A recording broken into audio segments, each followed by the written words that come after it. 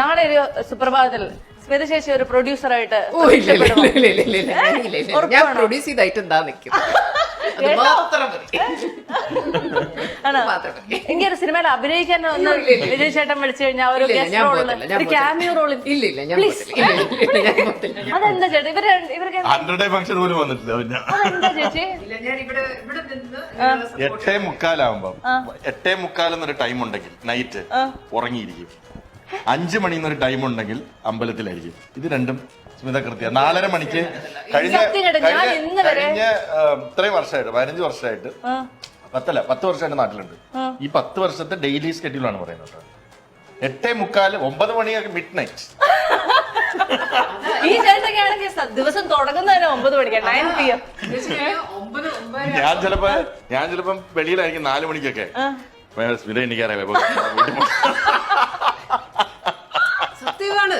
ചില നേരത്തെ പറയും സ്നേഹ ഞാൻ ലേറ്റ് ഞാൻ പറയും 10 പാലും കൊണ്ട് വരണ്ട, ഞാൻ അത് മുമ്പ് ഓണന്നിരിക്കും. കറക്റ്റ് ആണ്. ഇന്നിപ്പോ ഈ പരിപാടി ഉള്ളതുകൊണ്ട് ഞാൻ ഉച്ചയ്ക്ക് ഉറങ്ങി. ഇല്ലെങ്കിൽ എനിക്ക് 8:30 എനിക്ക് ഉറക്കം വരില്ല. മോശമല്ലേ? 8:45 ഞാൻ സ്മിത ചേച്ചി എവിടെയൊക്കെ കണ്ടിട്ടുണ്ടോ, എപ്പോ കണ്ടാലും ചേച്ചിയുടെ നെറ്റിയിലെ ചന്ദനമുണ്ട്. അങ്ങനെ അല്ലാതെ ചേച്ചിയെ ഞാൻ കണ്ടിട്ടേ ഇല്ല. എനിക്ക് രാവിലെ അമ്പലത്തിൽ പോയില്ലെങ്കിൽ എന്തോ ഒരു പ്രശ്നം. അത് ഓട്ടോമാറ്റിക്കലി അങ്ങനെയാണ്. ഇപ്പൊ അലാം ഒന്നും അടിക്കണ്ട, കറക്റ്റ് ആയിട്ട് എഴുന്നേക്കും, വിളക്ക് വെക്കും, വർക്ക്ഔട്ട്, അമ്പലത്തിൽ പോലും 2 ദിവസം ചെന്നില്ല അവരവിടെ ഹോളിഡേക്ക് പോയാലും ഇവിടെ അമ്പലങ്ങൾ തപ്പിയാ ഇപ്പൊ ഉണ്ണിയുടെ അടുത്ത് എവിടെയെങ്കിലും ഹോളിഡേക്ക് പോണെന്ന് പറഞ്ഞാല് ഇപ്പം ഗൂഗിൾ ചെയ്യുന്നത് പ്ലേസ് വിത്തൗട്ട് ടെമ്പിൾ. അപ്പൊ ആകെ കിട്ടിയ സൗദി അറേബ്യ.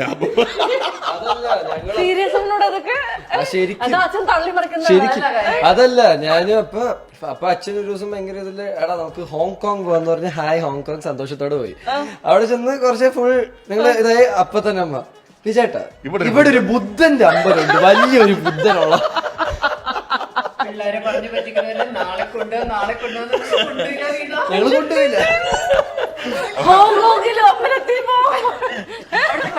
അവിടെ എങ്ങനെയാ എന്താ സംഭവം? എവിടെ പോയത് അമ്പലത്തിൽ പോകണം, അതാണ് അവിടുത്തെ പ്രശ്നം. ആണോ? അല്ല ചേച്ചി, നമുക്ക് അങ്ങനെ ഒരു ആഗ്രഹം ഉണ്ടാകുമ്പോഴേ നമ്മൾ നമ്മുടെ കുട്ടികളെങ്കിലും അത് ആ വഴിയിലേക്കൊന്നും മടക്കാൻ ശ്രമിക്കില്ലേ?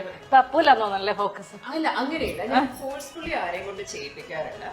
ഞാനിപ്പം അമ്പലങ്ങളിൽ ഇപ്പൊ ഗുരുവായൂരും അവിടെ ഇവിടെ ഒക്കെ പോകുന്ന വിചാരം ഇന്നടുത്ത് പോകുന്നുണ്ടേ, നോക്കട്ടെ സ്മൈ, അല്ലാതെ ഞാൻ ബഹളം വെച്ച് കൊണ്ടു അങ്ങനെ ഒന്നും ചെയ്യത്തില്ല. ബിക്കോസ് ഈ വർക്ക് അങ്ങനെയല്ലേ, വരാൻ പറ്റില്ലെങ്കിൽ എനിക്ക് അതും ടെൻഷൻ. അങ്ങനെയുള്ള ഒരു സ്മിത ഉണ്ടായിരുന്നോ ചേട്ടൻ? എന്തായാലും